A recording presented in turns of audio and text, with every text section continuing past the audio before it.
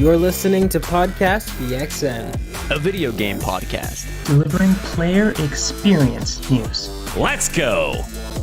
What's up, guys? Welcome to Podcast PXN, episode 144. I am one of your hosts, Daniel Prindle, aka Dan is DTM on Twitter, and I am joined over Discord by a couple of guys that allows one guy to take my character in TMNT and then not back me up for it. Oh, wait, we'll get to that in a little bit. Oops, I just unplugged my headset, and now it sounds really weird. Anywho, what you get. Now I lost my track. Where am I at here? Shit! Nintendo aficionado Roshan Warner at Roro, the host of Large Popcorn Video SAS, Christian Macias at ISO Christian, and that one half of Men and Gitch, Gage Dempster, is not here. The man who takes away Leonardo from me. Anyways, welcome, traders. How's it going, Ref? Oh my god. I'm so sorry, Dan. I don't know. I don't even know what I'm apologizing for. I did nothing wrong. None of us did, bro. That is. There's only one person to blame here. Gage. I'll allow it. He's not here. Thank you to everyone watching us live and participating in the chat. Just as a reminder, we are live each and every Wednesday at 8 p.m. Eastern Time on YouTube. Just search Podcast PXN and you'll find us there. Twitch.tv/podcastpxn and Twitter @podcastpxn. The topic of the show this week, guys, is our second half of games in 2022 and our thoughts and predictions of what we think is going to be the best from the rest of the year here. But first, the show always starts with the quick bites, so let's go ahead and jump right in, Christian. Yes, before we do that, I gotta say, I I don't know why. Today I put on some lo-fi beats as we're talking, so I have this going very quietly in the background in my own headphones while we're podcasting. And I gotta say, you sound so suave to these beats. Like the vibes are incredible today for me. And second, I gotta address this turtle situation. No, I'll save it. I'll save it. For what you got for me, yeah. I'll save it there. Okay, yeah, you're right. I can only imagine what you're going to come up with here.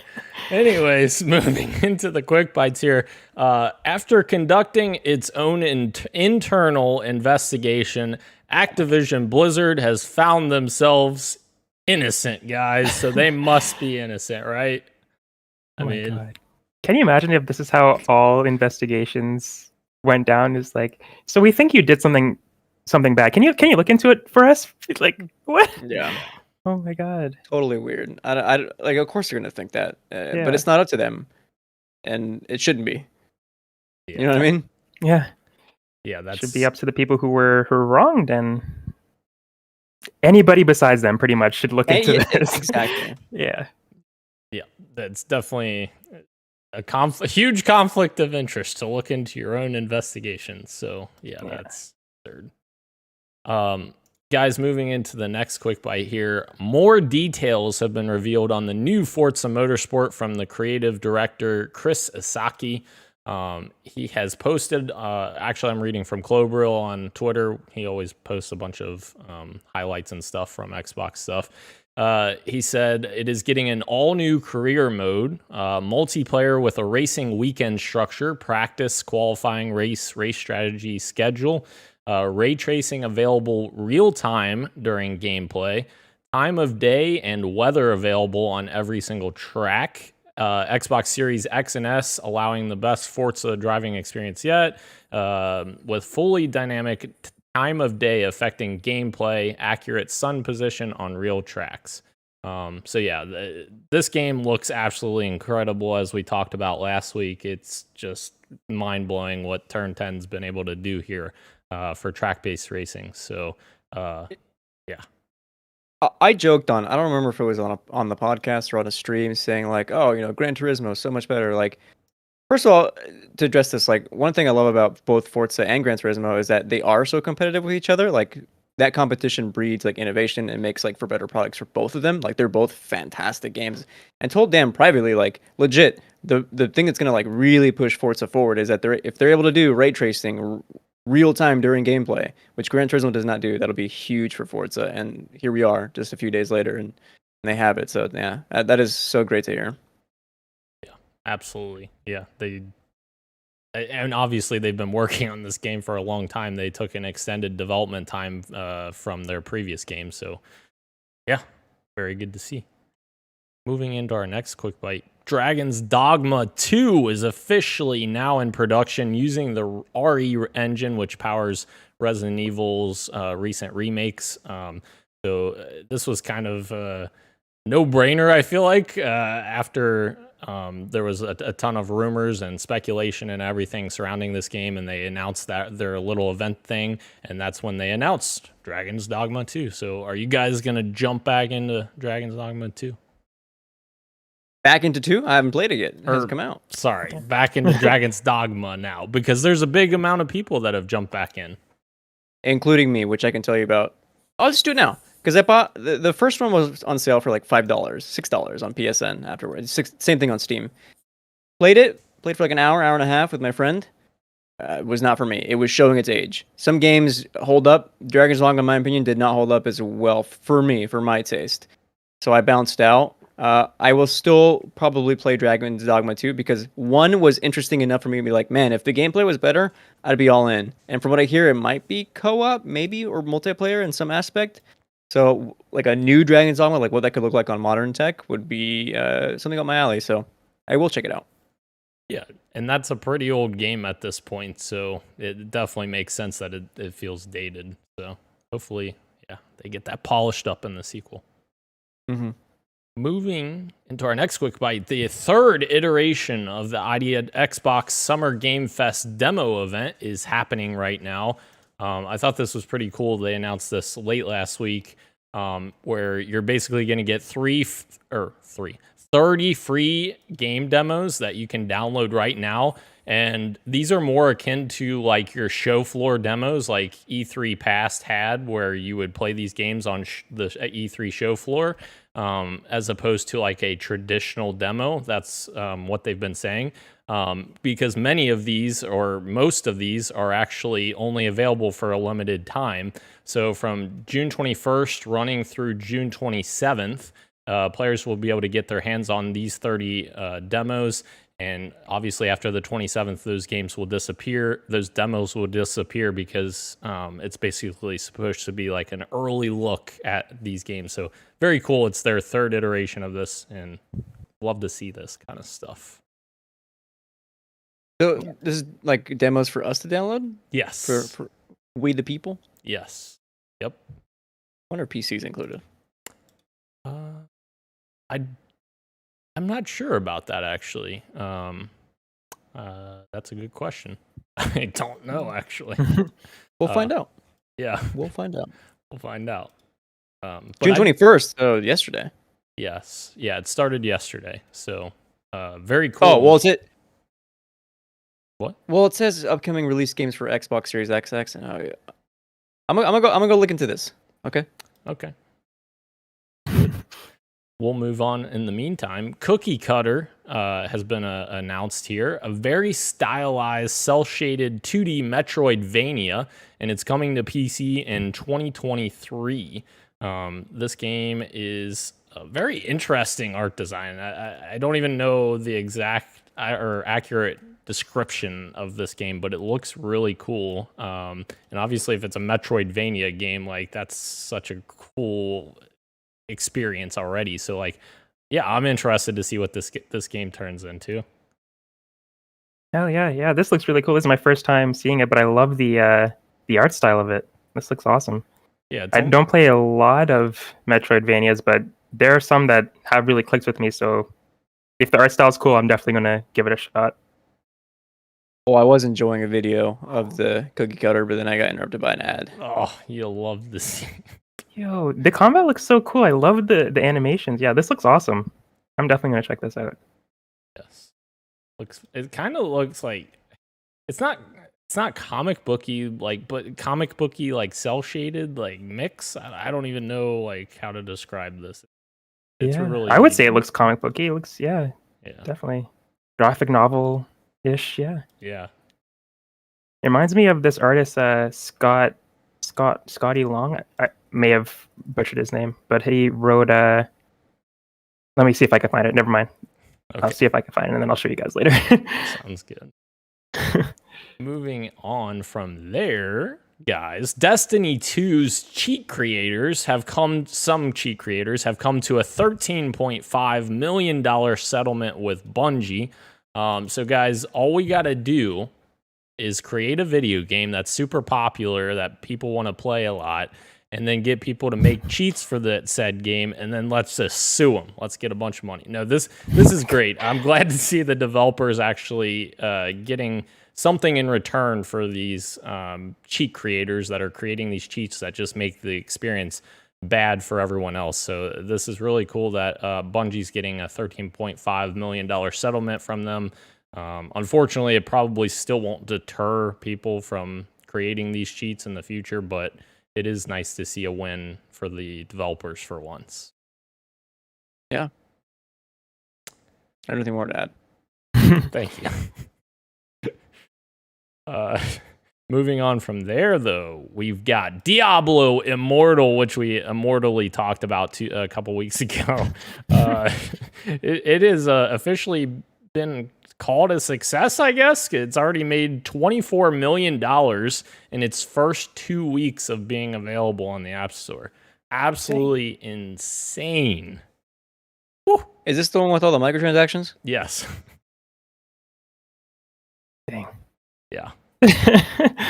That's probably why, but Yeah. that's crazy that despite all the controversy, there's still people who are not paying attention to any of that stuff, just download the game and they want to get what they can get out of it. So yeah, I guess, and I'm sure Activision knows that, so they don't care. They're getting 24 million USD in 2 weeks, so they could care less, I guess. Yeah, but yeah. I'm happy for the devs, though. I suppose. Yeah. The game is great. Like, the gameplay is great. It's so unfortunate that the microtransactions are as bad. So heavy. Yeah. And I still don't buy that. Like, I don't think any dev is intending for it to be like those kinds of practices. Like, I'm sure it's much more complicated, than that. Yep, for sure. Shout out to. Sorry, I just wanted to say shout out to Kurok in the chat for joining us once again. Yeah. Hello, Hello, Kira. Kurok always in the chat. Yeah. Fantastic. Oh, geez. Kurok, while you're in the chat, who would you? Okay, I'll say this. There are 4 Ninja Turtles. Oh, here we go. want you. There are 4 Ninja Turtles. Daniel, don't say anything. Which Ninja Turtle do you think Dan is? Let us know. Thank you. I just anywho. The Callisto Protocol, guys, their developers have actually studied real-life gore as the influence for the game. How do you study this? What? I guess go to like crime scenes. I don't know. That is a little bizarre. They said, we found ourselves looking at a lot of real life examples of horror and gore. While these were a lot less fun to research, it was some of the most memorable and valuable content when it came to creating realistic visuals and experiences. Dude, yeah. This makes you want to support the game that much more. Like, I'm sure that there was so much red tape with HR to have to like approve these kinds of studies, but like, we've seen the proof based on the two, both the 2-minute trailers that were at the showcases. Like, it's looking fantastic. The gore is absolutely insane. So I'm so excited for this game. You guys so much. What did Kurok say? Didn't say Leonardo, I'll tell you that. Is it Raphael? No, it's Michelangelo. Michael. It's worse. Michelangelo. It's literally the worst. You know what, Kurok? He is not the worst. You know what, Kurok, you're going in the intro next time I host because you're going to get destroyed like I destroyed everyone in this episode. This will all make sense later, Kurok Crack. Please stick around. It'll be very funny. But yeah, they definitely went the extra mile, for sure, to say the least. So yeah, I hope they get rewarded for this. I know Dan and Christian, you're both super excited for this. This is like even more reason for me not to check it out. But it sounds awesome. It does sound awesome, but I need to get a little bit braver before I I tried this out. You know what, guys? I'm about to study some real life gore in a second no. here. Moving on to our next thing. New Xenoblade Chronicles 3 Nintendo Direct happened. I believe it was today. It was today. New what? Yes. And A new what? Xenoblade. Did I say it Oh, wrong? I love this guy. I love this guy. Keep going. Did I say it wrong? It's Xenoblade. Oh, Xenoblade. I apologize to everyone. They announced a few things here. Helpful items, outfit color variants. That's for launch day. It's a bonus for launch day. Okay. And then they're announcing challenge battle, new hero character, and quests, new outfits that are coming by December 31st, 2022. They announced another challenge battle, new hero character, and quests, new outfits releasing by April of 2023. And a brand new story scenario that is coming by December of 2023. And this will all be included in the Xenoblade Chronicles 3 expansion pass for $29.99. So they're just getting this out ahead of time before launch here in just a little over a month. Cool. I completely missed this direct. I did not watch it. I want to like Xenoblade, but I can't get into it. Yeah, despite it having lovely anime ladies, but yeah. I should give it another shot. Maybe we should get it. maybe I was too harsh on it. It is cool to see them lay out like their full like pass for, a whole year and a half of like it was just everything you're gonna get. You'll get full details, but like this is what you should expect. Like that's fantastic to see stuff like this. 100%. Yeah, there's nothing worse than someone announcing an expansion pass and not saying anything about it. Like, that's the worst. Especially when they make it available for pre-order. Like, you could buy the pass now, but we'll let you know what's in it later. Totally. Moving on from there, guys, Tony Hawk has revealed in a little stream he was on that Tony Hawk's Pro Skater 3+4 remaster was scrapped after Activision merged Vicarious Visions with Blizzard. I read an article actually that basically said that Activision was shopping it around to different developers and they couldn't really find the right developer to do it. Well, Activision, you had the developer, yes. What the frick are you doing? You didn't have to merge them with Blizzard. Don't worry, they investigated themselves and found that they still did the right decision. That's true. Good. Yes. Yeah. Dan, you're absolutely right. And that, like, it's just what a total dumb thing to do. Because I think in that article they were talking about how Activision said that they were asking different companies to do pitches, and they didn't like anything they heard, or that they didn't feel like anything would live up to like the quality that Vicarious would do. Well, it's like, well, then why make Vicarious work on Blizzard stuff? Like, why do that at all if you were still planning on hopefully doing a 3+4 remake? That makes zero sense to me as a business. But very sad. However, I also would have loved to see a Thug 1+2 / American Wasteland, ESPN / American Wasteland remake. That would have been, or remaster, remake, whatever you want to call it. That would have been fantastic for me. 3 and 4 is like, I'm sad, but I'm not like disappointed. True. And 1 and 2, I think, are a lot more well regarded by fans. So at least we get more memorable for me for sure. Yeah. Anyways, moving on from Tony Hawk, we've got a job listing popping up, guys, at Sucker Punch, which is hinting at an open world action stealth game that sounds very specific. Ghost of Tsushima 2, anyone? Absolutely. There's no way they're not working on that. Like, that game was very successful. They're working on the movie. They just had multiplayer content drop, right? Like, there's no way Sucker Punch is not working on a direct sequel to this. I mean, they just did the DLC as well. Like, of course, Sucker Punch is all in on Ghost of Tsushima, and PlayStation is all in. Yeah, this is very much to be expected. Heck yeah. Can't wait. Can't wait. Bro's ready to get back into Ghosts. I know you love that game. Did you? Yeah, I loved it. It was great. That's good for you. Thank you. I know you weren't as hot on it, Christian, but yeah, I loved it. Gorgeous game though. Yes. Yeah. Very pretty. And Can I it's just say? PS4 too. Yeah, absolutely. Can I just say, when that game released, there was one day where I had an edible, and I spent an hour in photo mode in one location. That was a great hour. Yeah. Wow. Yeah, Oh, I took so many pictures. Yeah, that game is gorgeous. just like you. I could only imagine what those pictures were. I don't. Oh, I have them. I can share them with you. Oh, okay. Cool. We'll be on the lookout for that after the show. Our next story, guys. Xbox Cloud Streaming is getting mouse and keyboard support for PC users of the cloud streaming service.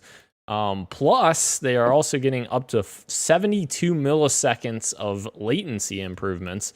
So this is on the backs, actually, of them working on cloud gaming last year and made a lot of strides towards latency, making latency as low as possible. But now they're claiming with a new technology called Display Details API, which is apparently supposed to improve latency in Xbox Cloud Gaming. It uses direct capture and can save up to 72 milliseconds of latency overall. They have a little comparison video of the three different inputs, HDMI, which would be like a local console, and et cetera, to see the different timings. So it's pretty incredible because I thought cloud streaming since their last update was already really good. So I'm very interested and excited to check this out when it comes. You know what my takeaway is? What's that? Take notes, Sony. This is very cool. Like, if you're gonna make cloud streaming like one of like your pillars of how to play games and how to make the like more accessible to multiple platforms, you want to make sure that you have as little latency as possible, right? Eliminate as much as possible, and to see them like encouraging to use software that's gonna make it make the latency that much better is phenomenal. Very cool stuff coming from Xbox. Our next story, guys, we're going to shout out Jeff Keighley to his great Summer Game Fest numbers that he just published today. His best viewership yet, and social engagement around the world. 27 million live streams, up from 8% from 2021. 3.5 million peak concurrent global viewers. Twitter conversation was up 100% year over year. The Game Awards hashtag was up 69%. Nice. And there were over 6,000 co-streamers, which, of course, we were one of them. So, yeah, very cool stuff for Jeff. Very excited about the future of Summer Game Fest. I've been doing my part. Yes. It gets bigger and bigger every year, like the Game Awards too. Like, he releases his numbers when that rolls around too. It's really cool to see that it keeps getting more popular and growing and growing. Hopefully that doesn't like steer him in the wrong direction, and it just keeps growing in a positive light. But yeah, it's great to see for sure. Although it was I think worst received critically, people did not like it as much. So it certainly wasn't this is the second year or third year he's doing Summer Games Fest. Ooh, was it third? Either way, it was my least favorite out of. I think it was his third, I believe. For me. Your least favorite, row? I think so. And it could be just the type of game that they were showing off. Fair. But, yeah. They showed off like 4 survival horror games back to back. Yeah, it could have just they did. Yeah, it could have just been that it wasn't for me particularly. But the show, like, it was a good show, but it didn't fill me with as much hype as the previous ones did. And it could just have been the games, honestly. 100% fair. Because I think last year's, if I remember right, Ro, you were like really hyped on a few games last year, and I was like, I think I was less so because we have such different interests. That's why, I think it's a very difficult thing for Jeff to balance. Like, how do I get as much variety as possible in this show? And that was definitely a complaint that I had, was putting all those samey games all together. They should have been spread out, but yeah, it is what it is. Yeah. Congrats to him nonetheless. Moving into our next quick bite, guys, EA Dice has officially talked a little bit about this, but they're saying they have no plans to make non-Battlefield games anytime soon. So, of course, that means stuff like Mirror's Edge and their back catalog of games isn't going to come back anytime soon. They're obviously doubling down on fixing Battlefield 2042 right now after that abysmal launch. So, yeah, EA Dice, I think, has bigger problems to worry about than working on whatever's coming next, because they still have a lot of work to do, I think, on Battlefield 2042. I've been watching some Jack Frags videos on Battlefield 1 because he still plays a lot of Battlefield. It was funny. Like he uploaded a video saying like, I think this game is a lot better than where it used to be, and then like upload another one saying like, this may be clickbait. I didn't actually watch this one. Saying like the game is still kind of a scam. I don't know. There's still work to be done for sure, but it seems like it's in a state that it is more playable and more enjoyable than it was at launch for sure. And that's probably fair since that's most Battlefield games anyway. But yeah, I'm thinking about jumping back in. We'll see. Yeah, I still haven't even played the 10-hour trial that I get with Game Pass through EA Access. I haven't even touched it. Like, crazy. Wow. Yeah. Moving into the final quick bite here, guys. Sega and Creative Assembly today announced Hyenas, which is a new multiplayer PvEVP heist shooter. Don't ask me to say that again. I won't be able to do it. It is apparently set in a future where billionaires have colonized Mars and made Earth inhospitable. Hyenas is a fast-paced multiplayer FPS that casts players as anti-hero pirates stealing from the mega rich. Let's go. Each match hosts 15 players split up into 5 teams of 3, and those teams compete to steal treasures from a spaceship and escape with the biggest pile of loot. And this is a little comment from IGN Matt Purslow here. He says, it sounds a little bit like Hunt Showdown, but with the slick and speediness sensibilities of Apex Legends. So I'm intrigued. I would like to see more on it. Obviously, this is just an announcement trailer that we got, but I definitely want to see more from this game, and it sounds cool. And obviously, Creative Assembly is a great team. They made Halo Wars 2, which was fantastic, Alien Isolation, which a lot of people liked. So, yeah, very, very interested. Again, just like with the Metroidvania game that we talked about earlier, it has a cool art style. I'm obviously already a little bit intrigued, so I wish, again, like Dan said, I want to see a little bit more. I think the trailer was really cool, but it was an announcement trailer, like you said. They don't have to show off gameplay, but it would have been nice. But yeah, I think the art style is really cool, so I'll definitely keep my eye on it. Absolutely. This one is our Street Meat, guys. It kind of walks the line of Street Meat and Quick Bites, so I just put it in here.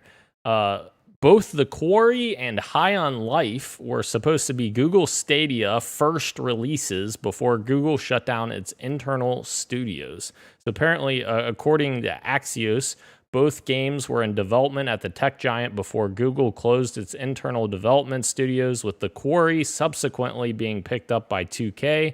When its parent company, Take-Two, was asked by Axios about Google, the rep simply stated that the publisher was happy with its decision and the studio was looking for a publishing partner as the project came to completion. Of course, High on Life is the game from Justin Roiland, the creator of Rick and Morty, which we got at the Xbox conference, and that game is coming to Game Pass day one. That's very interesting to me that these two games were Google Stadia exclusives, because they actually are very interesting games to me. Like, The Quarry is obviously a follow-up to Until Dawn, or not a follow-up, but a spiritual successor. Sure. And that's a pretty beloved game, I feel like. And High on Life, I thought, was one of the more interesting games we saw, new games that we saw at Xbox's conference. So it's interesting to me that Google's just like, nah, we don't need you. We're good. I'm fascinated to see what was not working. Well, it was Google selling off or not wanting to do games. Was that right? Or what? Yeah. Yeah, they didn't want to do first party games anymore, but they're still doing their service, which it's like I don't know. Yeah, it's an absolute loss, and I would like to like have a story on like what exactly happened and the like timeline. I would love more follow-ups, but I'm sure like there's the legalities behind it where they can't talk about it, because even the teams were just like not even I think like where this is popping up, like not answering questions directly in response to this. But it's fascinating, and like it's another unnecessary nail in the Stadia casket, so to speak. Because this would have been huge. Both these games are like, one isn't out yet, but one is, and it's like very enjoyed by a lot of people. And like this would have been great for like as a Stadia exclusive. People would have played this on Stadia for sure, and I'm sure they would have been just as excited for High on Life, because I don't know about you guys, but I'm personally pretty excited about it because it looks so unique, and I think it would have been fantastic for Stadia. So this sucks to hear as well. Yeah, it's interesting because the Quarry would have been awesome. The High on Life game would have been awesome for both of them to be Stadia exclusive, at least for launch, releasing there first, and then coming to other places. But it's interesting to think how like Stadia's name has been so like dragged through the mud because of what little is there. It'll be interesting to see if people would have actually hopped on if it was releasing there first, or if they would have waited, or the games themselves would have gotten a bad reputation just because for being associated with Stadia and all that kind of stuff. It would have been interesting to see if they actually went through with it, but it is just so weird that they decided not to go with it. It's like it seems like it would be a win for them, but yeah, it's very interesting. I want to know more too, because this guy gets a lot of shout outs on our show between Christian and now me, I guess. But Emmett on Twitter was saying Emmett Watkins Jr. was saying it's a shame about Stadia because it works and it does. Like the technology actually is really cool. Like Cyberpunk 2077, my best experience there was on Stadia. Like it's so weird that it sucks that that technology is going to waste right now because Google just have abandoned it instead of continuing with their promise. So here's hoping they're able to turn it around, but it doesn't seem like they are willing to. We're passing up opportunities like this. Absolutely. Moving into our PXN news of the week, guys. We got a bunch of Final Fantasy stuff, which biggest Final Fantasy fan in the world right here. I'm lying. Sorry. But no, this is really great stuff that Square gave us last week. Final Fantasy VII Remake Intergrade is out now on Steam and is also verified for Steam Deck use as well. That's awesome. Yeah. How excited are you, Ro? If I had a Steam Deck, I'd be more excited. But when I do get one, that's awesome. Just having Final Fantasy VII on the go like that's so cool. So that is awesome. It's such a beautiful game too. So having that in the palm of your hands is just like doesn't seem real. So is this part 1 then? This is part 1 with the DLC. It is DLC. Yeah. Okay, It makes sense now. I was like, I didn't know what this was. I was like, okay, but okay, now I'm sorry. I'm a newbie when it comes to Integrate includes it's the game plus the intermission DLC. Gotcha. Correct? Yes. With the Yuffie story. Cool. Yeah. Which I'm gonna play.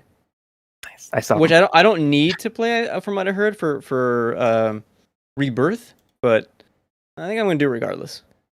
Well, apparently it's good. You know what else you could play, Christian?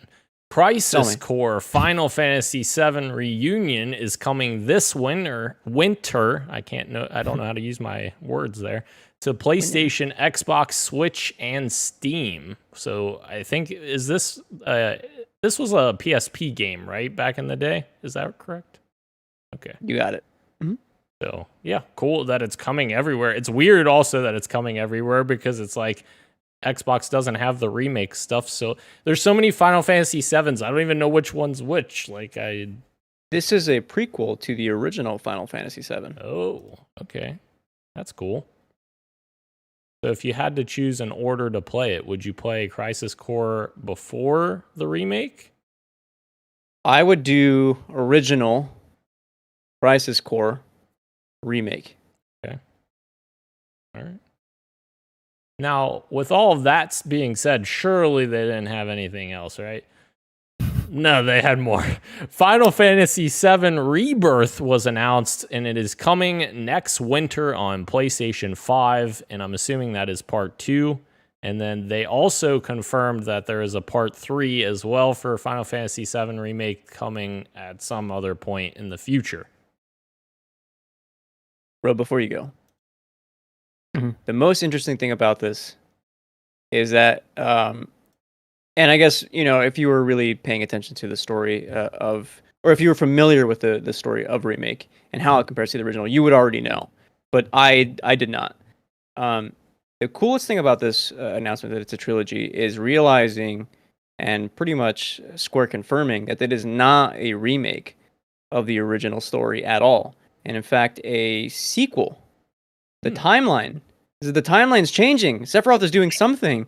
It's something, and that has me so curious. How curious, Christian? So curious, in fact, that I have gone back. I'm not replaying Final Fantasy VII Remake, but I'm rewatching all the cutscenes again and having a different perspective on the story now. And then I'm going to go back and look at original. So I am very excited for Rebirth now with all this context in mind. Yes, that I thought that was so cool too. I haven't played the original yet, and that's what I have been doing recently. I put it on the Switch. I had it on the Switch for a really long time, and I just never did it. So I'm doing that now to get ready for all the changes that are potentially happening with the sequels. I think that's so cool that they're not doing the same thing. They're just doing a new story, and that's really cool. And that's a great way to do a remake, just to really make it worth it with all the work that they're putting into it, also making a new story to add on to it. I thought it was really interesting. I know, Christian, you had a little bit of discussion about this on the penultimate stuff with the this winter sort of thing. It's like, is it this year? Is it next year? Is it 2023 or is it 2024 for Rebirth? And Crisis Core, is it the end of this year or the beginning of next year? Very smart wording on their part, getting a lot of wiggle room to work with if they wanted to. So I'm not mad at it. I'll play it when it comes, but I just thought it was interesting how they chose their words very wisely there. Yeah, absolutely. All right, Ro, before we move on, I want you to, you're a betting man now, all of a sudden. Okay. In this scenario, you are. Okay. When do Crisis Core and Rebirth come out? Crisis Core comes out next year, beginning of next year. I do think Rebirth comes out late next year, though. Like 2023 as well. They both come out in 2023. You're thinking we're getting 3 Final Fantasy games next year? 3? Crisis Core, 16, and Rebirth. I forgot about 16. Oh, maybe not. That's a lot. But Square is going crazy. They're making so many games. They dropped the Western studios and now they're like, let's make a bunch of games. Like, okay, jeez. But yeah. I still. Oh, sorry. I did. Sorry, go ahead. No, you're good. Go ahead. I don't know anymore. What did you think, Christian? Do you think they're all coming out next year, or are they a bit more stagnated? I think, and again, this is a kind of a rehash from the Penultimate Conquest kind of discussions. I think when I hear winter, I definitely think that January to early March, and especially because I think of it in like anime as well. Like that's the January. They are, a Japanese company. Winter is that January to early March kind of time period. So I think Crisis Core is early January probably, and you're probably not gonna get Rebirth until early 2024, in my opinion. But who knows? What do I know? And that's a great point too, because a lot of developers usually they'll say coming this fall if it's coming in fall 2022, as opposed to saying winter. So yeah, I think you're spot. And they'll say holiday season or something like that. Yes. But speaking of Final Fantasy 16, guys, you guys mentioned it a little bit ago. We got some new Final Fantasy 16 details as well. Icon battles are playable with multiple stages. Each of them feels different. Clive can encounter them as a small human. Clive will live through different stages, teens, 20s, and 30s, and it will also be rated mature due to its adult themes. On parties and companions, Clive appears to be the only controllable character. You will encounter companions that will be AI-driven. Torgal the Wolf could be a full-time party member. More info on parties soon. Yoshida also confirmed that Final Fantasy XVI will not be open world and use larger zones instead to create a sense of global scale. It notes here it might have certain features inspired by several AAA open world games, but not a full-fledged open world game. It has a new combat system that is due to wanting to get new players on board, and because it fits better with the game's presentation. Defeating an icon means unlocking its abilities and skill tree, and apparently Clive can become an icon himself. There will be a new trailer shown this fall, guys. Final Fantasy 16. Heck yeah. Yeah. I want Dan's thoughts first. Oh, sorry, bro. Yeah, no. I read this and I don't even know what it means. I'm sorry. If you could find the one person on Earth that has never, seen or heard or interacted with anything Final Fantasy, it's me, because literally I know nothing about this franchise, and you don't need to. Yeah, well, that's true. It's true. Maybe I can dive into 7 remake. Yes, you should. It's really good. 16 is sounding awesome. Like the M rating, that's awesome. The open world, but not really open world, totally fine with that. It's 15 was open worlds, and I loved it, but I'm totally fine with a more Final Fantasy VII remake or a God of War sort of map. But yeah, everything's sounding really cool. I'm excited to give this a shot next year. The battles look really, really cool. Not something that Final Fantasy usually goes for. It's like a fighting game, some of these battles that we saw in some of the trailers. But yeah, it's really cool. I think the only negative I have about this is that the protagonist is named Clive. Yeah, could have gone with something cooler. Yeah, but otherwise, it's sounding absolutely fantastic. Everything about this is speaking to me. It's Final Fantasy 16. I think is the first game since 7 remake that I'm really excited for to experience day one. Yoshi P, everything he's saying, very cool stuff, and yeah, I'm gonna be jumping on board day one. And Dan, I'm not a huge. Remake is what really got me into Final Fantasy. I played a handful of them, but I've only finished 3 of them, and Final Fantasy VII Remake is one of them. So I'm trying to get back into the series, but I wouldn't say I'm an expert at all on the subject. You played 10 with Blitzball? I did not play. I started it. I didn't beat it though. Yeah, okay. I have started it. I started almost all of them, but I haven't beaten a lot of them. Yeah, that's your description of your Final Fantasy history. What the heck's going on there, Christian? Took off my socks. Got off the puppies breathe. It's getting warmer here. Oh, okay. Your description of your history with Final Fantasy Row sounds exactly like my history with Legend of Zelda, because I've literally only played 3 Zelda games, but I love the 3 that I've played. Oh, tell me the 3 right now. Well, Breath of the Wild, of course, Legend of Zelda Ocarina of Time, and I've played part of Majora's Mask. That's some good ones. Yeah, some good ones. So. Would you play Wind Waker if it came to Switch? Probably, yeah. I'd check it out. The cel shaded art style has always interested me, but it was at the worst possible timing in my life when that game originally came out on GameCube, I think, because I was into all the shooty stuff back then, Medal of Honor and that kind of stuff. So yeah. When that game came out, I was like, "Oh, what is this? Why is it so cartoony?" And now everybody loves it. Yes, because it's awesome. It rocks. Oh, you're a revisionist, eh, Ro? You didn't like it back in the day? I loved it. I loved it when it came. I was a kid though. I didn't have I didn't have the internet to tell me otherwise. So I was like, I love this because I love this. So good. What a good game. So good. So good. Heck yeah. You know what else is good, guys? Sony's new InZone brand that is coming soon. Reportedly, this is their new brand that they are going to announce with 3 new headsets and 2 new monitors set to be unveiled under this new label. They have an event scheduled for June 28th, so I would imagine these things will be announced then. One of which is the headsets, which they have 3 variants. There's a wired headset with 360 spatial sound. There's a wireless headset with 360 spatial sound with the best battery life.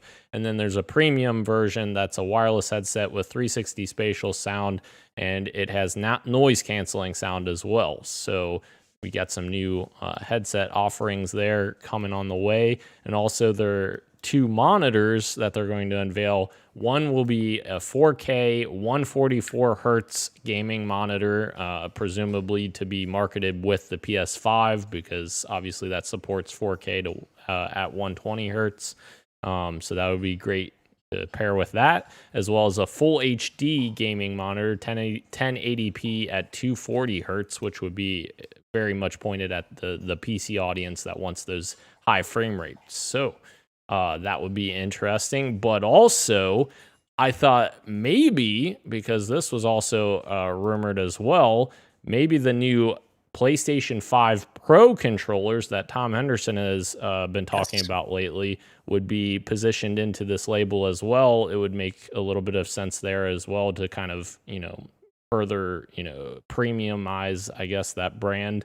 And actually, like, the coolest part of this new PS5 Pro controller, I think, and it has a lot of the similar comparisons to the Xbox Elite controller, with the paddles and the trigger adjustments where you can lock your triggers higher. But one of the cool aspects I thought of this controller was apparently the thumbstick mechanism.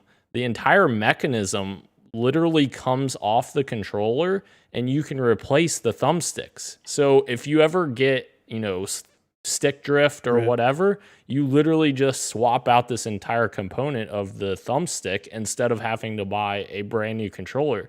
That's such a great idea, because I've had so many, I'm not kidding you when I say I've had like 3 or 4 Elite controllers because of the sticks getting messed up, and there's nothing you can do. Like, if your sticks are jacked up, you're stuck. So yeah. And the Elites are an expensive product too, Yes. right? Yes. So, and this is according to Tom Henderson, you said? Yes, Tom Anderson posted. Yeah. it. If that's true, it's going to be huge. Like, Yep. I don't think I've ever seen any kind of controller with that kind of design ever that I No. can think of. No. So, ooh, that excites me. I think I might pony up some money for the Pro controller if that's the case. Absolutely. That's honestly the most innovative feature I've ever heard, because you don't have to pay another $200 or $150 or however much it ends up being. Mm-hmm. The one that really not excites me, but has me like really curious are the headsets. First of all, having 3 different ones at different levels is really interesting. You want to have your budget one, and then of course as you go, better sound design. Maybe your microphone has more like noise canceling, right, for background. I know Dan has a. Okay, here's the thing with these headsets, because I've been looking into buying a Steel Series, but the thing about Steel Series, and maybe it's been updated now, but because the PS5 lacks a optical in and out, you can't get like proper 3D audio with like a high-end headset straight through your console. You'll have to route your cable to your TV and not the actual console itself. So if these kinds of headphones that Sony is making can replicate high quality that other headsets are already doing, like your Steel Series, right? This period, then I think that'd be really cool to be able to do to get like a Sony product that has like very high end 3D audio, the way that you should be playing with these consoles. So we'll wait and see, but yeah, very curious. Guys, let's do a quick fantasy critic check-in Fuck here. me then. So, any recent games come out? Actually, we have a recent game that did come out on Rose List. AI, the Somnium Files, Nirvana Initiative. That game is sitting at 85 right now on OpenCritic. Pretty dang good. Nice. Good. Going to give me 15 points, right? Yeah, which it hasn't locked it in yet, but it's not going to go that far down if it goes down. I hope not.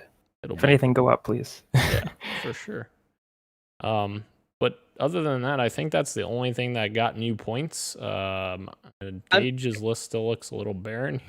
At this point, it's me and Ro fighting for second. Let's be real. Gage is very safely in fourth, and you're very safely in first. I don't think that's true. I literally have a whole game that I'm not getting points from, Forza Motorsport, because I ran out of swaps. And that game's not coming this year. No, and I think I have 2 on mine that I have to drop, presumably. So. Fair. Yeah, a lot of action happening over here on Cuphead is next. Yep. And I think we'll have scores by next Wednesday as well, because that game drops on a Thursday. So we'll have scores for that and Monster Hunter Rise Sunbreak.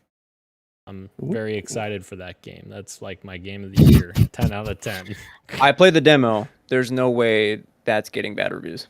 Yes, let's go. Thanks, Christian. I appreciate that.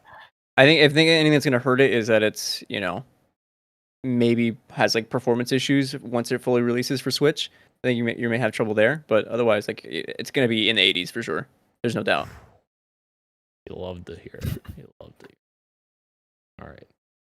Moving on to our topic of. Oh wait, no. What you got for me? I don't know what I'm doing here. I'm not in control. What you got for me, guys? So let's go ahead and start with Ro. Oh, with me? Yes. Okay. I know why. He's going last. I mean, I think I have the same game as you, but yeah, the only other game besides TMNT that I played was Final Fantasy VII, and that was for like a half an hour maybe, and then I had to stop playing to do some work. But yeah, Final Fantasy VII, awesome so far. Yeah, I'm excited to witness the story that started it all, and be able to compare and contrast. That's really why I'm playing it. Oh, original, not remake. Yeah, the original, yeah. Yeah, okay, got it. Playing it on the good old Switch.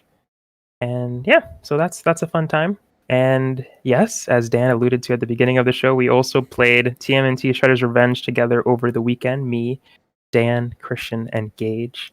I'm sure Dan will have a lot more to say, but I really enjoyed it. I had a great time playing with you guys, and it was a really fun beat 'em up. And I played as April for majority of the time, and her moveset was really fun.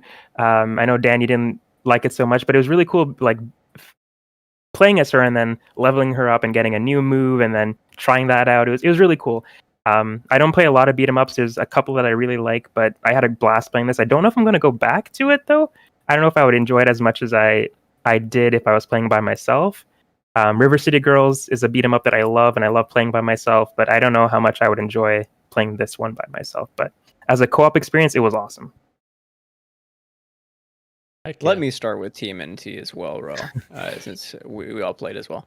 First of all, let me read you Roshan's review on GG, which reads, April O'Neil? More like April Whole Meal, which I couldn't agree with more. One of my favorite things about playing this game with all you guys was hitting the left bumper to do my little, the get ready for a high five, and then high-fiving Ro after stuff. Every level I would look for Ro so I could high-five him. And if somebody else went to high five you, you got mad. Shunned. That's true. One time Dan high-fived me, and I high-fived him on accident, and I told him I'd take it back. It's so fun. Here's the thing about TMNT, because I agree, it's a great game. I had so much fun playing it. But there's something about it that's holding it back for me to be like a true, amazing, game of the year contender kind of game. And I can't quite pinpoint what that is, but there's a certain amount of depth that I didn't find engaging all the way through. It was fun playing with you guys, but on replayability, I don't know if there's sure, you can collect stuff and do the arcade mode, but other than that, I'm not sold at 100%. And maybe it's just because it's that kind of game. It's an arcade kind of game, from the years of yester. But I don't know. What do you guys think? Did you guys enjoy it? Yeah, Dan, I want to hear your thoughts for sure. I just want to say I agree. I don't know if I would go back and play it. I was going to say the same thing that you said about the collectibles. That's one reason to go back. And obviously Casey was, I don't know if this is a spoiler, but Casey was unlocked at the end of it. So it would be cool to try a different character. But again, this is just maybe not our type of game. I think okay. I almost tried to mention this. I think for me, it's that the level of variety and enemy variety doesn't really kick in until the later, like ending levels of the game. Everything before that, like, is fun enough, and it's like so. Like, God, the art style is fantastic, but nothing is ever like really like, oh, this is fun now. This is like I'm experiencing something different. Nothing is requiring me to be playing anything that's like very in depth. That's requiring a lot of moves or throws. Like, it's very much still mainly your XXX button, and then every now and then a variation of a super, which is fun, but like nothing that's like as engaging as another melee. Like a melee game that I played this year that I loved was like Sifu. Like that combat is super engaging, and here it's just maybe it's just because it's the genre of the beat 'em up. But yeah, I don't know. And it could have been that we were playing together. Like I feel like there was a couple of bosses that we were having trouble with, but we never were really that scared because if one of us went down, we could have gotten revived by somebody. We had a pretty good amount of lives. If someone was playing by themselves, it would have to be a little bit more strategic with the trouble bosses that we were having, and maybe that adds another level to it that we didn't quite get. But I totally agree with everything you're saying. But we definitely had a different experience from solo players for sure. Before Dan gets his cathartic rage out, like the Raphael he is, I also have beaten Kirby in the Forgotten Land. Insane final boss, absolutely insane. And now I'm in the post game, but I haven't played any of those levels yet. Okay, that's what I was asking on in the messages. Like, did you fight the blue one or the white one? But there's another final boss that is awesome. Okay. Yeah. Okay. So keep going. Yeah. All right, I'm done, Dan.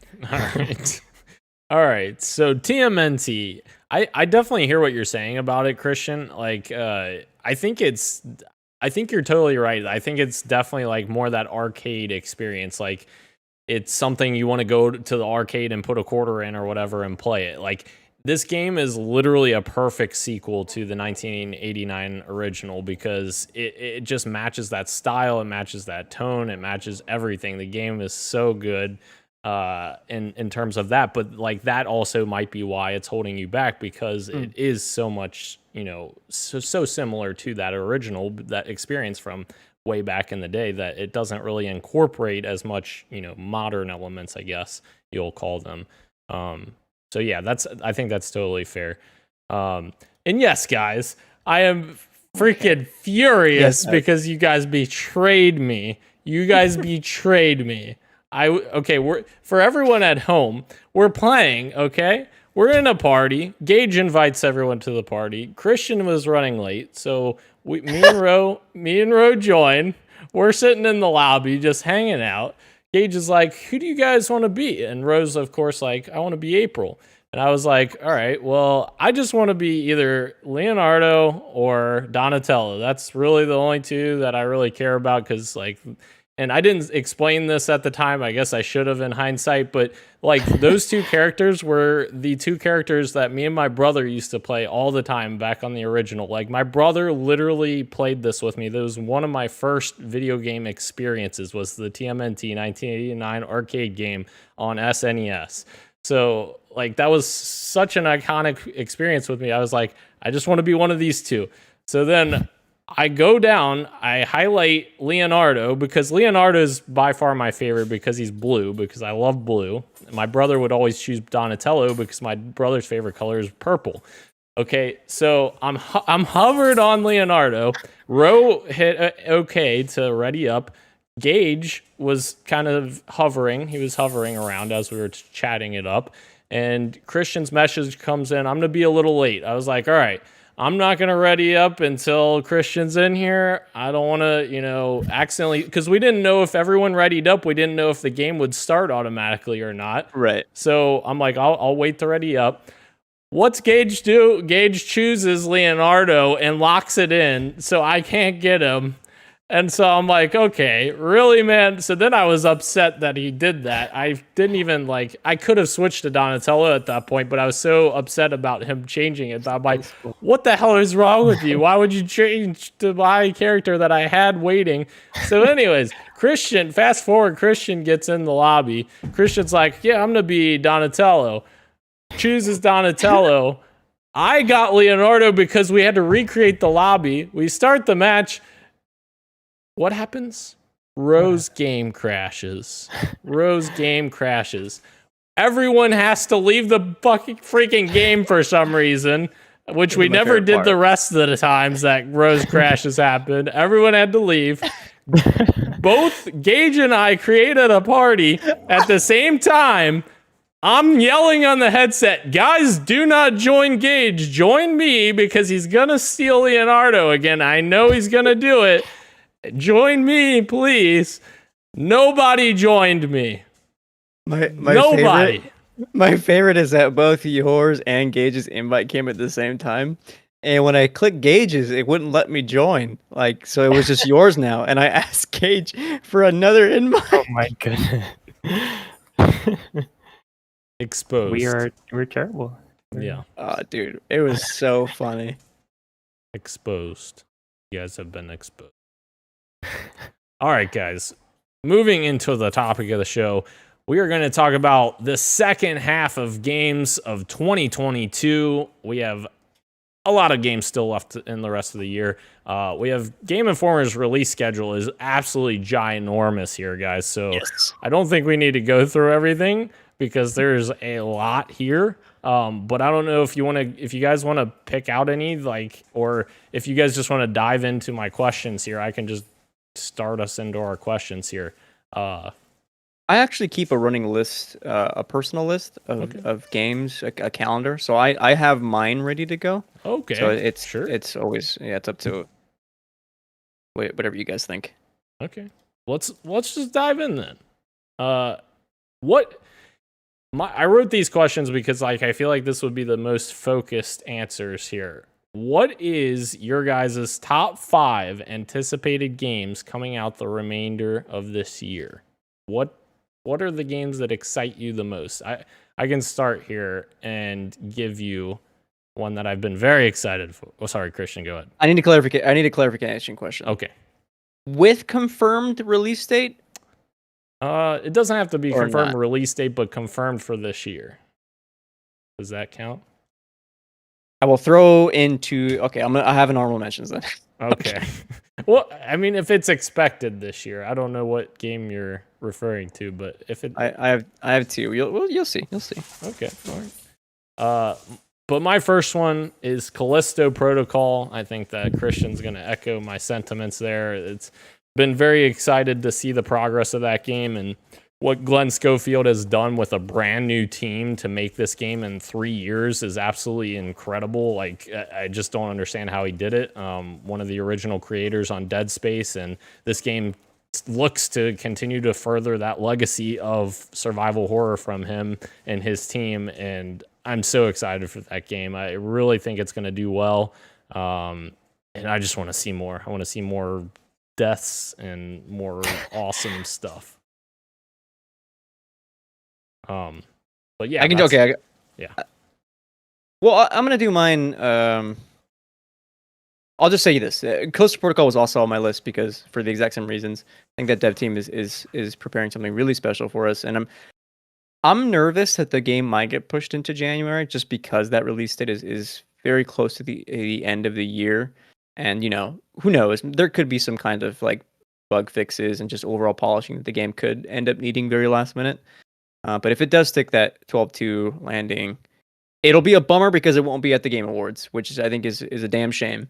It'll be past that cutoff. But I think personally, it's looking like a Game of the Year contender for me, just from what I've seen.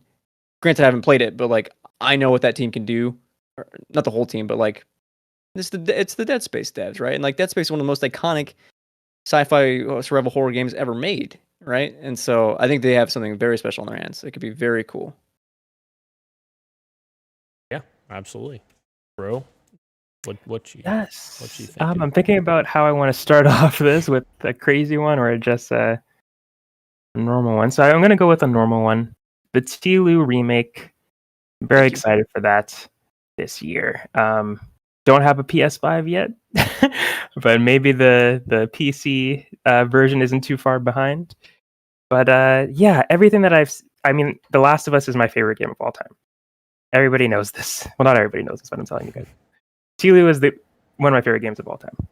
And being able to experience that game again, not for the first time, but just in a different way, excites me like so much. Like I can't wait to see the different animations, the gameplay being updated to like maybe the Last of Us 2 type style. It's just so exciting to me to go through that story in a more revamped way. And the way that it was presented in 2013 was incredible. So I can't imagine what a 2022 version of The Last of Us is going to look like. So I'm super excited for that. So, Christian, yes. I was listening to PS I Love You this week, or I guess late last week, and they were talking about how they've been skirting the question of like gameplay, and it made me realize that based on the conversations that they were having there, that it probably won't be Tlu 2 gameplay, because in the promotional material for The Last of Us 2, they're really highlighting that Ellie has this different moveset because she is very much different than Joel, right? She's like thinner, much more agile, so she's able to do like dodges and go prone. I'm pretty sure maybe Joel can go prone, maybe, I don't know. Right. But like those dodges, those kind of mechanics are very much like, this is an Ellie moveset. That got me thinking, like, if it is a revamped kind of gameplay, like they are suggesting that Tlu Remake might be, then maybe they're just revamping Joel to have his own unique gameplay, like very much like much more tanky. Yeah. And I don't know what that would look like, but you know, based on what they did for Elliot, I think if they're creating a whole new moveset for Joel, that could be also really, really cool and special. Yeah, definitely. Yeah, that excites me even more, honestly. Like if they are reworking Joel the same way they put the work in for Ellie, it's just like, it's awesome. Like I can't wait to see what they do. Like the prone stuff, yeah, cool to see him on his stomach or on his back or whatever. But reacting to the environment, like how Ellie did, how she would like, there would be like a random sofa in the environment and she would just like lie on it, and then it was so cool how she interacted with different objects in the game and in her environment. So it'll be cool to use the environments of the original game and see how they rework them with this new gameplay and stuff. And going under cars, maybe, like, cause you couldn't do that in 2013, but you could do that in part 2. So yeah, it's going to be really cool to see how stealth has evolved as well. Yeah, I've been critical on another episode about the price of it, like for people who have bought this game Justifiably. twice. Right. For people who have bought this game twice already, but I'm still very excited to play this game because, like you said, Ro, it's one of my favorite games of all time. It's a masterpiece of storytelling, and it's beautiful. And I'm excited to check out, some of the gameplay enhancements for The Last of Us, because I didn't spend as much time in The Last of Us Part 2 because of certain issues that I have with it. Yes. But yeah, I'm very, very, very excited to go back to it. Christian, don't you shake your head at me. I'm very excited to see what those enhancements can be for the first game, for sure. Before we move on from Tlu, all three of us being The Last of Us fans, can you imagine what it's going to be like when we experience that opening again? Oh no! How did I not think of that? Like I'm thinking about Tess's scene, the end. It's going to be insane. The opening. Oh The my opening. god! Yeah, jeez. How did I forget about that? Yeah, that's going to be something. I'm gonna start crying in the first 10 minutes again. Wow! I can't wait. Me too. I love games that break my heart. Mm-hmm. Yeah, it's heart-wrenching. All right, so Christian, was Callisto your first one, or were you just adding on? Oh, I didn't know we were doing a list here. Are we doing a list? Oh, it's like our 5, right? Yeah. I think that was the goal. But I mean, because I have Tlu on my list as well. So okay, that's fine. I have Tlu as well, actually. So look at us, huh? We all love Tlu. I mean, Last of Us. So I mean, if Last of Us is on both of ours and Callisto is on both of ours, that means Ro needs a second one. Oh, okay. Okay. So this probably isn't on your list, Dan. Maybe it's on Christian's, maybe not. But Sonic Frontiers. Sonic Frontiers. Yeah, I didn't. I'm not surprised that I'm the only one. But yeah, Sonic Frontiers. It had a kind of a shaky IGN first preview. People were a little mixed on it, but the words that they're saying over there have gotten me really excited. The press releases and the directors, and them having Ian Flynn, who is a comic book writer for the series, who has done some really cool stories for Sonic, has been brought on to write the character for Sonic Frontiers. So I'm confident in the story being cool. If the gameplay is not cool, that's a bummer. But I'm excited for the actual story of Frontiers. And there was a quote that they pulled today, and he said, "For new players, I hope they enjoyed their time with Sonic, get to know his friends, and are satisfied with the journey to uncover all the mysteries of the game. For veteran players, I hope they enjoy the individual character arcs and the threads I tied to weave between Sonic Frontiers and the rest of the Sonic series." So that alone, there was a little bit more to that, but that alone got me excited for whatever the story of Sonic Frontiers is going to be. And Sonic games usually don't have that much of a story. But yeah, super excited for this one. It seems to me, I think this is going to be a really cool step, hopefully a positive one for the Sonic franchise. But yeah, everything that I've seen for gameplay has been mixed, but I'm leaning more on the hype side for Sonic Frontiers. I still cannot believe that people are begging for a delay. I've never seen anyone ask for a delay until now. Yeah. Yeah, and Sega's like, no. The Sonic team's like, no. What are you talking about? Like, just they were like, just wait. We promise it'll be good. Like, well, from what we've seen, I don't know if that's the case. I remember the quote that was going around is like, the fans just don't understand it yet. They have to play it to to get it, which I guess is true, but it's just so like condescending and diminishing of the very real concerns that I think fans have about what they've seen so far. But yeah, I'm excited for it. I'm excited for it to get a 70 on Fantasy. How dare you? Give me Ro picked it. I did, and he counterpicked it. Counterpicked it. Yeah, I had the chance to drop it, but I won't. That's fair. Stick to your guns. I guess we'll move into our third one, guys. Which my third one is going to be one that we talked about today, actually. High on Life. Oh wow! Yeah. Yes. Yeah. I think it looks so cool. Yeah, it looks really cool. And like even like the gun designs, like there's no game that I've ever seen where the gun is literally talking to you. Like it has a mouth and quippy remarks, and I don't know if that's the right word, but I just love the humor. It's really cool. And for someone who doesn't know Rick and Morty that well, like I've seen clips and bits and stuff like that online. I've never actually watched the show. This humor seems totally up my alley, and I'm very interested to see like how it lands. Hopefully it's not just like the game's literally just filled with a bunch of dumb jokes, because that might get old after a certain point. But if the story's interesting and they have some cool characters, I think it could be a little bit of a sleeper, I think. That is so funny that you are not like a Justin Roiland fan and like are really excited for this. I've never heard of someone like normally people who are like into him will have seen at least a few episodes of Rick and Morty, but from what I'm understanding, you haven't? No, I've never seen Rick and Morty. Okay, I'm really excited for you. Just to hear your thoughts on like post exposure to that kind of humor. Yeah, I am interested for sure.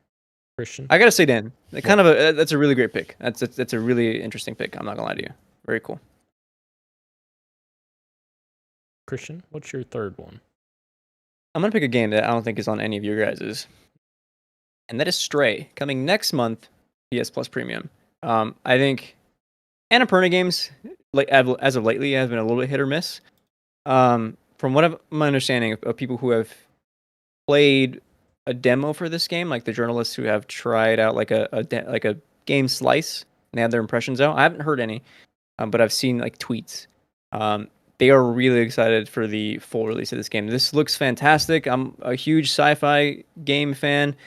Playing as a cat is like that interesting twist gameplay wise, where you're like very small in this like dystopian city. There's like RPG elements, just very small. Like looks like there's little quests as well. Just the overall design, the gameplay, everything is really speaking to me, and I have faith that this could be a really strong game for the summer. And I know this is like the year of the backlog, but I'd argue there's a lot of strong games out there as well that like can leave a like prominent mark in 2022, and I think this is one of them.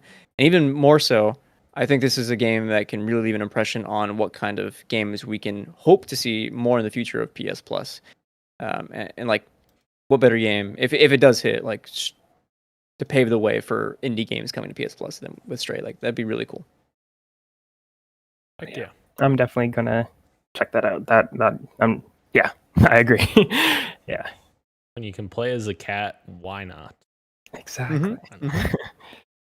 I hope it does well. Yes. What's your My next? next one is Oxenfree 2 Lost Signals. Hell yeah. I love the first game. Night School just does dialogue really well. After Party didn't really hit for me as much as I was hoping it would, but still, the dialogue was great. Their writing is fantastic. But yeah, I'm excited to see where they go with a sequel for this game. It takes place 5 years after the first one, I think, and I think they're going back to the same island, but it's a new set of characters, so it's going to be cool how they build upon that mystery and the haunting of the island. Like, it's a horror game that I could play. I love it. But yeah, I'm definitely excited to see where they go with it, and I love the art style. And yeah, the characters, the writing, everything about it. I love games that are narrative heavy, and yeah, just get me to make some choices, sit back, relax, enjoy the story. I'm all here for it. There's no current release date yet for No. Oxenfree 2. Yeah. It's 2022, but yeah, they haven't come out with a release date yet. I think at Tribeca they did like a gameplay and dev commentary thing, but they still no release. But it seems like they're targeting it still. Hopefully sooner than later. And Yeah. you might be able to pick it up with your fantasy critic. Yes. I think Gage actually got it. Oh, he did? Oh, Yeah, I think it's taken. Okay, then it's going to get delayed. No. I'm sorry. My next one, I'm going to cheat a little bit. I guess you could call it cheating, but it's not cheating in Fantasy Critics, so I'm going to count it. Resident Evil Village Winters expansion. Very, very excited to play this expansion for Village. Resident Evil Village is my favorite Resident Evil in a long time. Of course, I like the remakes as well. 2 and 3 remake are great. 2 especially. But Village is the best mainline Resident Evil, in my opinion, since Resident Evil 4. So I love this. Yes. And I want to continue to see more of this, and we're getting the third-person mode, and we get to play in the traditional Resident Evil third-person experience. I'm very excited about that, and kind of just see what else Capcom's got for us in this world. So before we get the RE4 remake next year. Oof. Dan, you should buy RE4 on Quest. I really should, because I love that game. It's fantastic. And actually, it makes sense that RE4 would have a VR mode because it's, a lot of tank controls, right, Christian? Oh yeah, by the way, I apologize to the audience for To the audience? yeah, I apologize to the audience for saying that it wasn't tank controls. It is very much Gage and Ro were right when they said last week that Yeah, somebody had to dig up the video proof of who originally brought it up. Oh yeah, thank you, Kirik. Killing me. Nobody saw that. Kidding. It's not real. Thank you, Dan. You're welcome. Yeah. I apologize to the audience for having to apologize to Dan right now. Okay. All right, Christian, what's your next one? I'll do another big budget one that Gage and I know are really excited for. Modern Warfare 2, no doubt. Of course, we know it's a beloved franchise. Seeing the characters we know and love is really exciting. We've already talked about how the mechanics, the gameplay looks really cool. Fun, not twist, but like fun way to make a modern version of this game interesting is to like have introduced new mechanics, like the water mechanics. We saw that in the level. The new characters are exciting as well. But like, what really is going to get me to why it's so far high on my list as well, why it's top 5, is that I think there's a huge potential for the multiplayer section, because reports are saying that it's a 2-year game. There could be a lot of great longevity if they support it, not just on the multiplayer side, or not just the like 6v6 or traditional multiplayer side, but like the Warzone kind of stuff. If what we're hearing the reports are to be true, that is going to be some kind of Tarkov like gameplay or gameplay mode, whether that's in Warzone or multiplayer, there's gonna be so much longevity and like fun to be had with Modern Warfare 2 this fall, and like that's really exciting for me.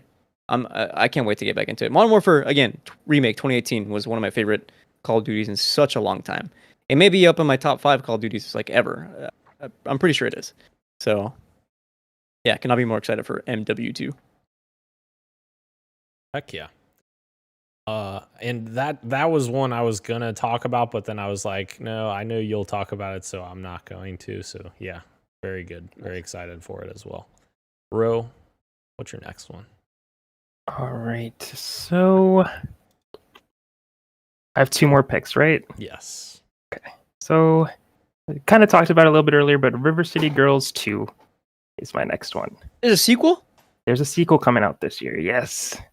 And it looks awesome. More River City Girls fun. I love the characters that they have there.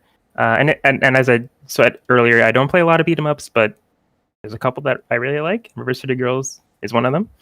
But yeah, so I'm just excited for more River City Girls. There's not a lot really for me to to say about this one. It's a beat 'em up. It's an arcadey beat 'em up, but I love the first one, so I'm excited for more of it. Heck yeah. All right, now I have to make the great debate on what the final game I should choose is, because I don't know what your guys' final game is, and I kind of want to do something different than what you guys have. There is no way. There's one game that I'm thinking could cross over between us. Not my number 5. There's no way. Okay, well then I'll Thank just, you, Save. unless Rose got it. I doubt it. Okay. Yeah. All right, so I'll just do it then. God of War Ragnarok. It's coming this year, guys. And yeah, very, very interested in this game. Obviously, the first game was a Game of the Year contender. I wasn't even big into God of War before the reboot. The original trilogy, I wasn't really, big on or anything like that. I never got interested or hooked by it. But the original God of War, or not the original, the reboot of God of War, I very much enjoyed and loved.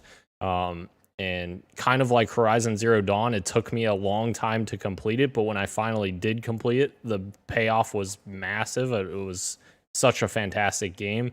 So very excited to check out Ragnarok and see how they can make that world and experience even better. Like, I want to see how massive these worlds can get, like in the God of War universe. Obviously, the first game kind of took that first step, so I want to see Ragnarok take an even bigger step in that regard and see more stuff from it. See Thor and I know a lot of people's complaints is that there is kind of like a sudden kind of stop. Like it doesn't feel like you ramp up to any kind of ending in God of War 2018. Like it does. There's certainly a climax, but like there's still like much like after that we just like is very up in the air. And I don't know if you know, maybe Dan, maybe you do know, you report the news every week, every Wednesday.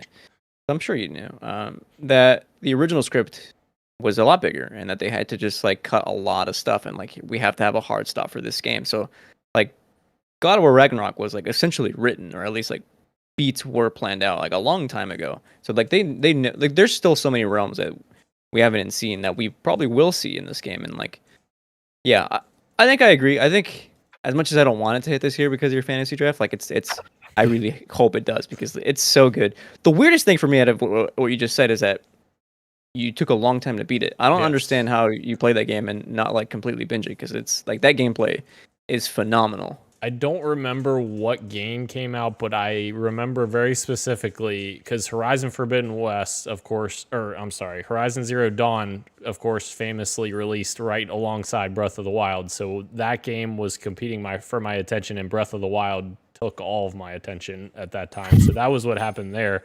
But God of War, I can't remember what came out at the same time. There was another game at the exact same time that it was taking my attention away.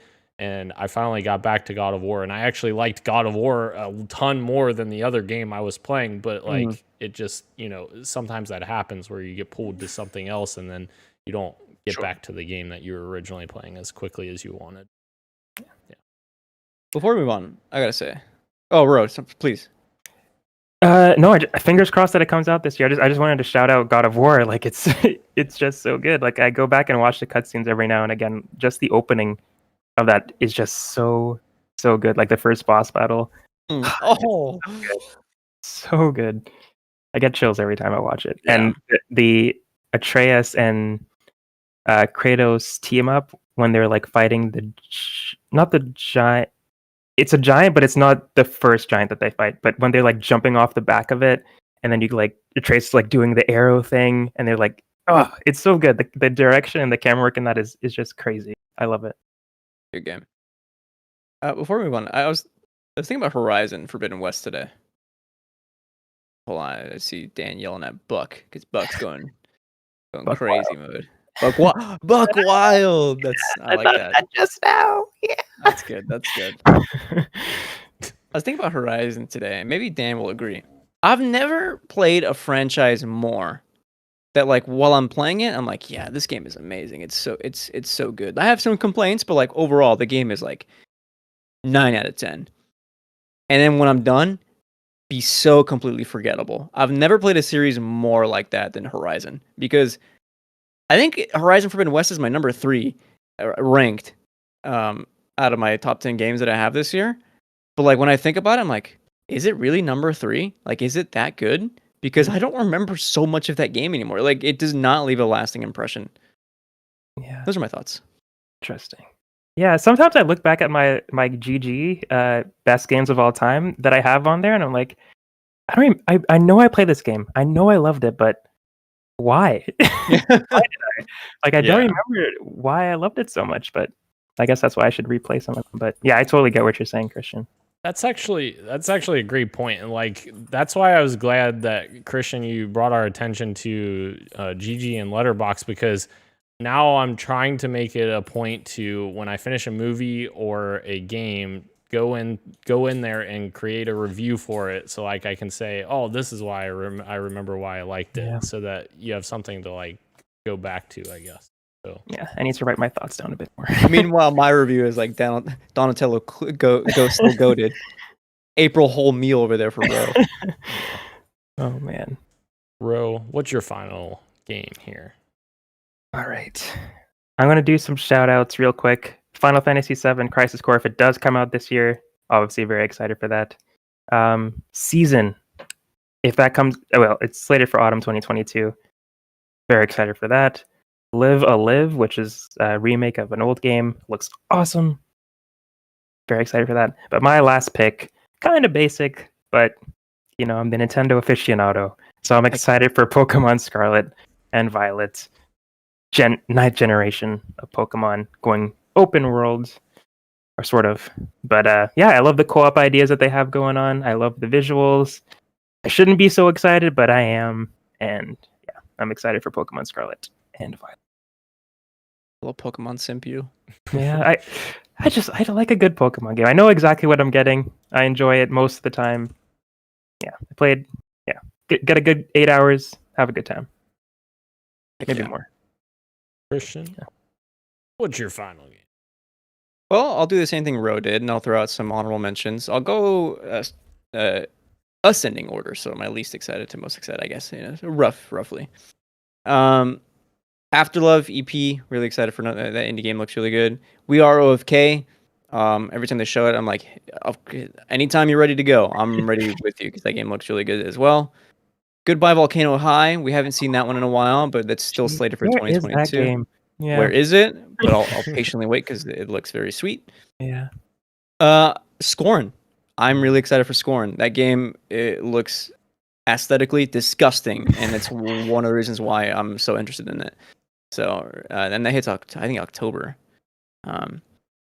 Cult of the Lamb, also a Devolver Digital game, just looking absolutely fantastic. Impressions going out this week, apparently, or I guess next week. People are playing it this week, and people are liking it. So, great stuff there. And then my last honorable mention, because according to Dan's rules, we don't know if it's hitting this year. There's no date. That's why I'm not putting it in my top 5.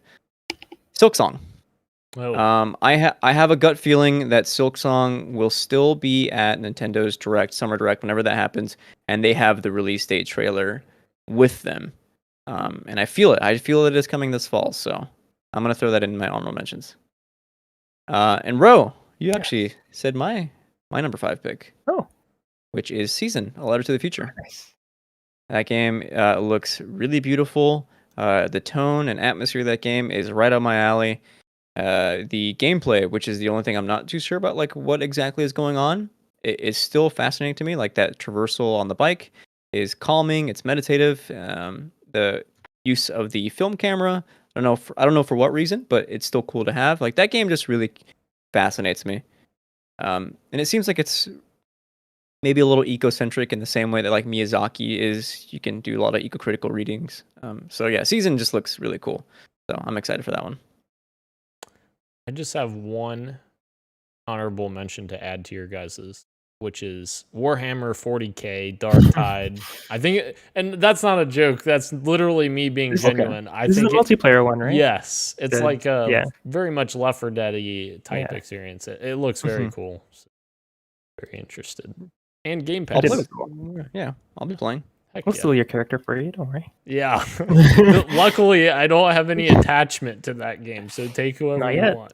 Yeah. Not yet. That's true. But when you form that bond, don't worry, we will take it away. We will break it. You'll tear it out of my heart. Make me cry myself to sleep. You don't understand, bro. I used to play Warhammer 40K on the original arcade cabinets with my brother. Oh.